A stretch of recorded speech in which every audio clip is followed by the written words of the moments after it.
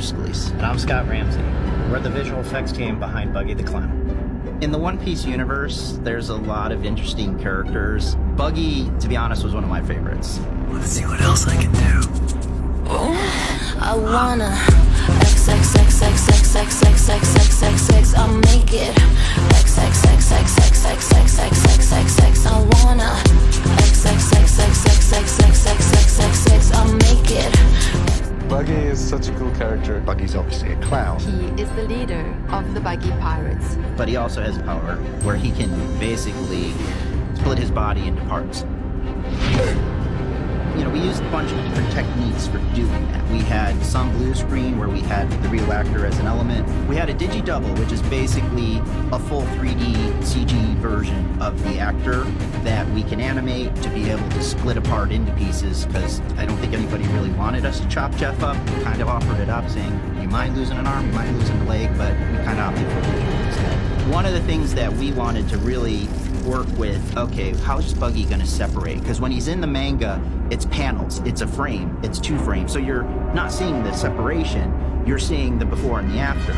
But we have to show how he does it. One thing that we kind of started playing with that really started working well is almost like a little magnetism.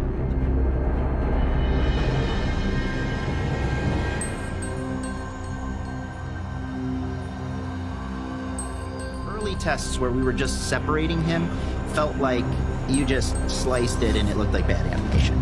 So, you know, we ended up having to really kind of play around with how much magnetism. So when the arms come back together, you get that little hug and that little squeeze together. What have you done to me? Cut you down to size. One Piece will never be yours. Little Buggy is when his entire body has been separated from him and captured. He is just now feet, hands, and a head. One of the coolest things we ever did with him is he knew his hands and feet and Little Buggy were going to be all 3D. So he said, look, let me do the actions. And Vic was like, yeah, do that. We'll match move him and get him in there. And the best part about it is we didn't have to do a 3D head for that. We kind of just did it on the fly that day. So like, pop the camera down low, Jeff, sit there, do your actions. It came together great. One of the other cool things about Little Buggy is it goes back to Buggy's character where he's pretty much defeated, has nothing left to throw at Luffy, yet he's still a wise ass. You're done to me. Cut you down to size. One Piece will never be yours. You're just a sad, lonely little boy. Lonely little boy wearing another man's hat. In creating Buggy, it really was an ensemble of all departments, you know, hair, makeup, stunts. You have to have every department come together and work with visual effects on this, because the visual effects can carry so much, but with the look of him, that really drove the whole thing. Hi, I'm Amanda Ross McDonald, and I'm the hair and makeup designer for the Buggy the Clown character. When I first came across Buggy the Clown, I was really impressed with what a character he is. He's got this striking blue hair, he's got this massive big nose, so he's quite a crazy character. It took us quite a while to develop before we even had Jeff in hand. Part of this was coloring the hair, and the hair took us about 2 weeks to get the right color and tone. I remember looking one day at my colorist, and she was covered in blue because she'd been coloring all this hair for 2 days. The process to get Jeff into Buggy every day is about a 2-hour process.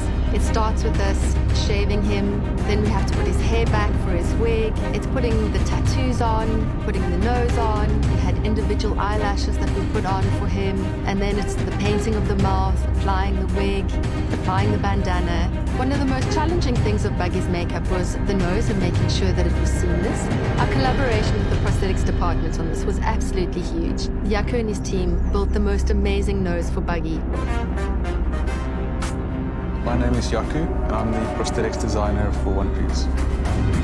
For Buggy's nose, we went through quite a couple of design changes because we are changing the media in which you see this character. Max and Steve were adamant that it has to just look like a clown's nose. Buggy's nose. So we did a version where his nose looks like a round foam nose, but it actually blends into his skin and has skin texture on it, which everyone was happy with.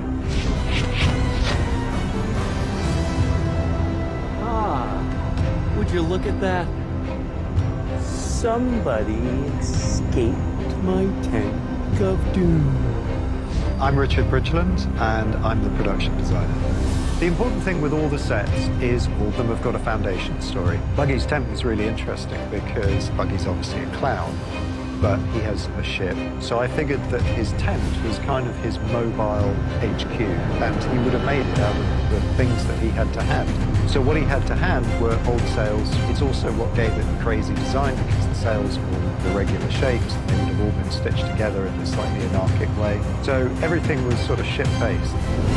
One of the most satisfying parts of creating Buggy was just seeing Jeff love being in that character, and also seeing people's reaction to him, because he owned it, he embodied it.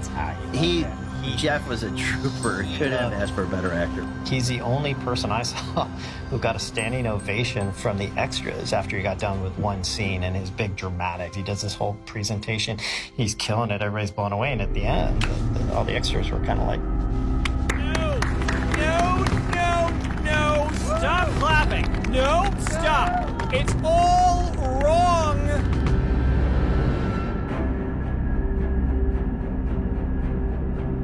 One of the cool things about One Piece is the variety. You know, it's not a space show where all you're doing is spaceships. We've got boats, we've got creatures, we've got a guy who stretches and is rubber, we've got a guy who breaks into a million pieces, we've got sword play, we've got kind of every type of effects you could come up with all in one piece.